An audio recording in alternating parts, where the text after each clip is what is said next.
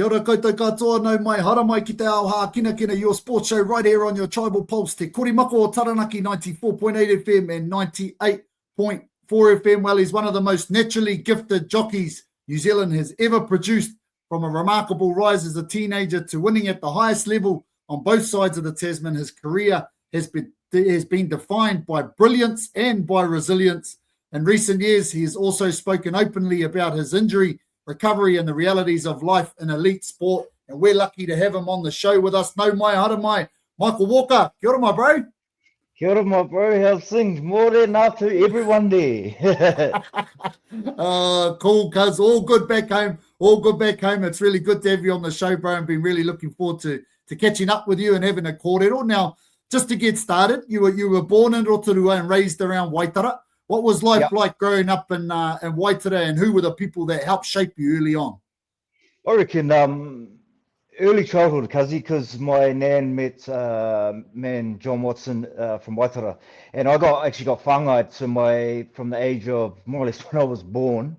My grandmother, Sala, she wouldn't let my mum take me away or take me to her house or anything, so my mother ended up leaving me with her mother, which was my grandmother.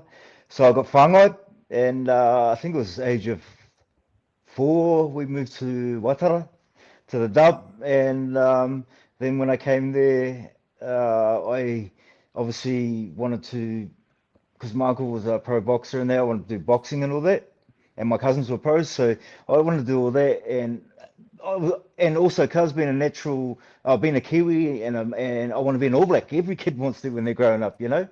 So those are the things I wanted. But then my uncle owned horses with a guy called Colin Gillings, a trainer in Takanini, and he took me there, and I had some red bands on, and they were too big because my cousins couldn't afford some, and he said, "You'll never be a jockey. Your feet are too big." So I was a bit disheartened there, and then I went back to Waitara, and John Watson's sister, with the brain injury, cuz I forget, I think Joan or something, took me to the Sharrock farmers, to Bob and Alan and Bruce, to see if they wanted me. He said no, because he's just gone out by himself, and he wasn't in partnership with his father anymore, Bob. So he had to go out by himself, and he said he didn't want it. My nan to kick me in the ass to get there in the afternoon, and then all of a sudden he just said, "All right, I'll do it." And so the Sharrock whānau were the biggest supporters in my early childhood to be a jockey. Bob travelled all around the world with me, to Brisbane's, Hong Kong's, everywhere. Japan's a place I had to go. Bob came over, and but being in Waitara High, I've got all my brothers there. We're from different mothers, but we're brothers. We're all the same age. We're all the Damon whānau, or Frankie at the Hillcrest Dairy. I more or less lived there because of free food, free free stuff.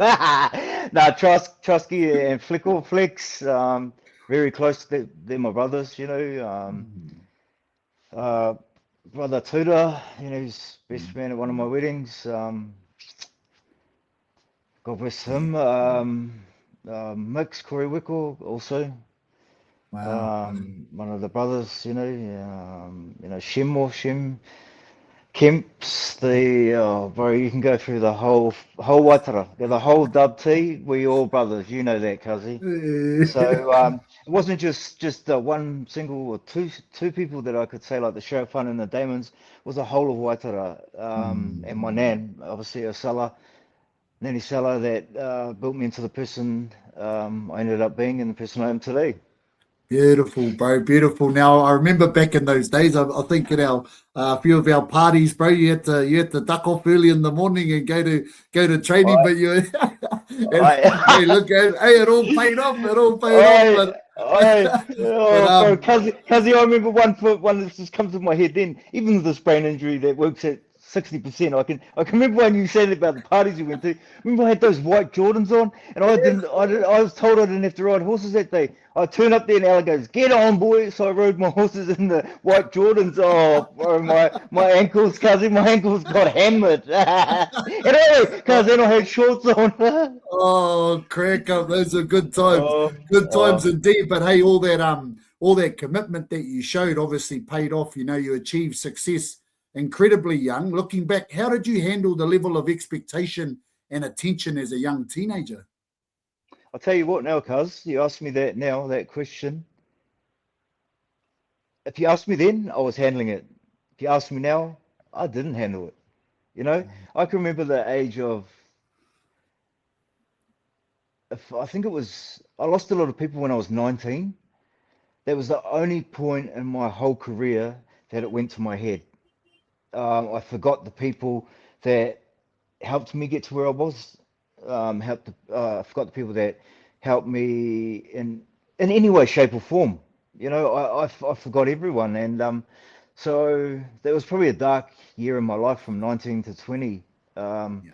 That I didn't.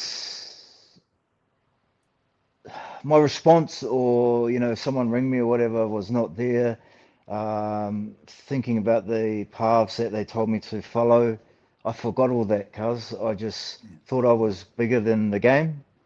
I thought I was bigger than anyone else, and you asked me now, bro. I'm really disappointed in myself that I became that person for that probably year, and I know I let down a lot of people in that time, so I didn't handle it well. Yeah. But hey, kudos to you, and I take my hat off to you because it takes a real man to acknowledge those things, and even just acknowledging that now is a huge step, bro. So kudos to you because hey, we all go through those things in life where we go off track a little bit, but hey, coming Oh, back trust.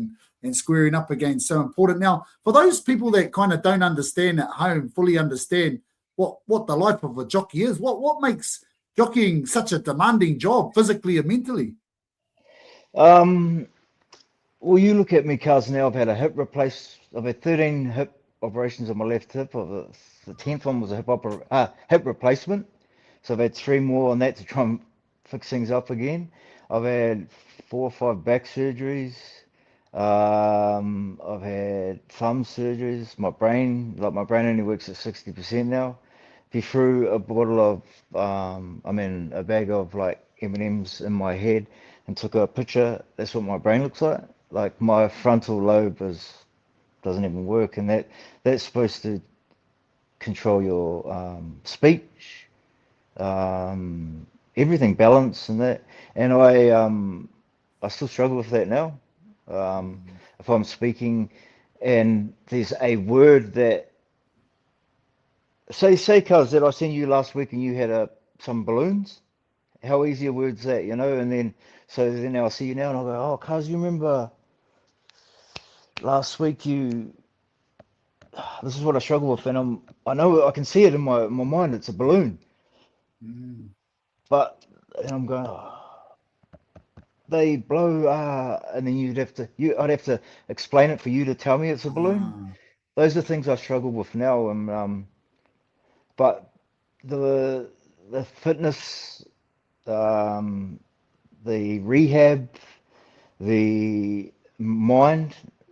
If you have a strong body, it gets you so far, but it's up here, the brain is the most, for me, it's the biggest and strongest muscle that you need because it makes decisions.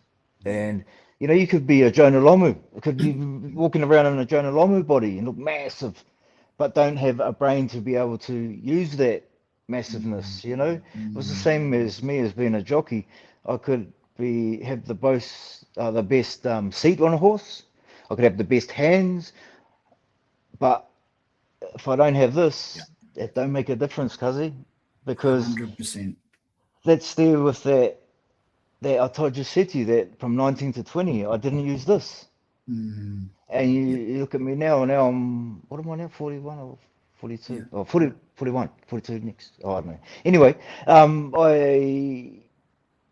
I now disappointed in myself for letting my brain go elsewhere in that year, you know. But for me, being a jockey, you got to lose weight. Like I remember one Melbourne Cup cars from the Saturday to the following Tuesday, so it was Saturday, Sunday, Monday, 4 days.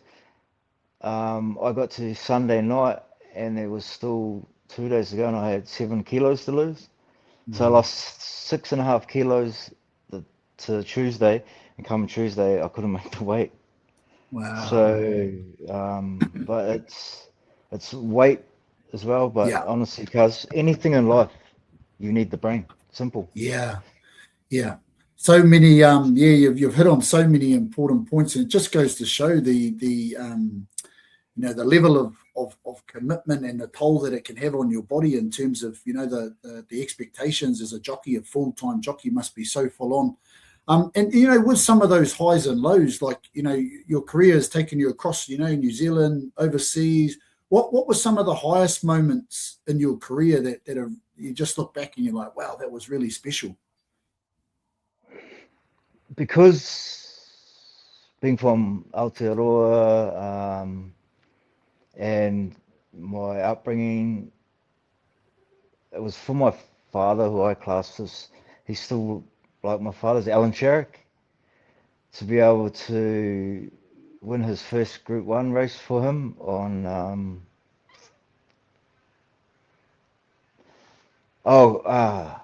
Grout, I think it was Grout, won the Manawatu size and then the LSE size, or whatever they are. For Alan Sherrick, that for me is the most amazing thing. That I've ridden all around the world and ridden winners here and there, but for me, not just for my heart as Alan, he's like my dad and still like my dad, but just from my upbringing, Aotearoa, the people that backed me, obviously the Sherrick whānau, winning it for a trainer from the dub. Um, it's that would have to be the most special thing in my career. That's awesome. Awesome. And what a career it was. And make sure to stay tuned with us, Barney. We're going to go to a short break now and be back to speak with Michael more about his amazing journey through horse racing.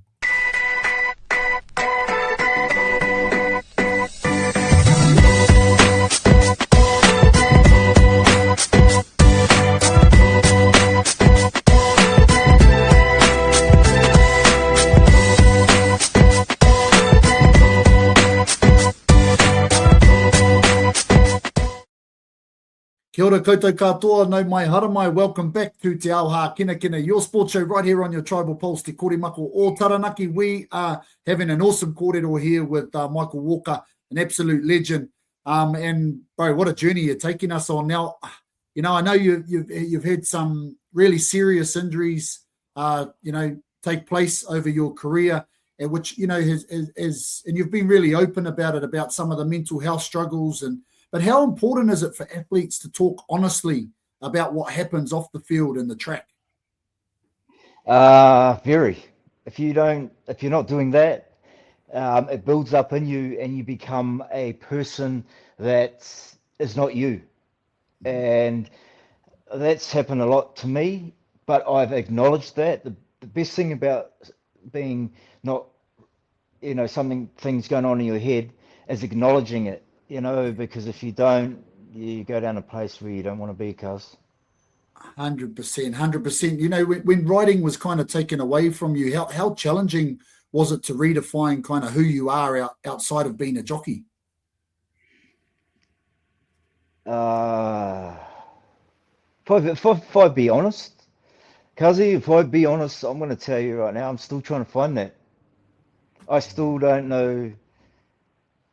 I'm still trying to find me, I think, for the reason that from the age of 11, when I walked into Alan Sherrick's stable, to the age of 3 years ago, I think it was, when I ended my career. And then I did a lot of media stuff I did the TV stuff and that. Still to this day, I struggle a little bit to watch races because I want to do it.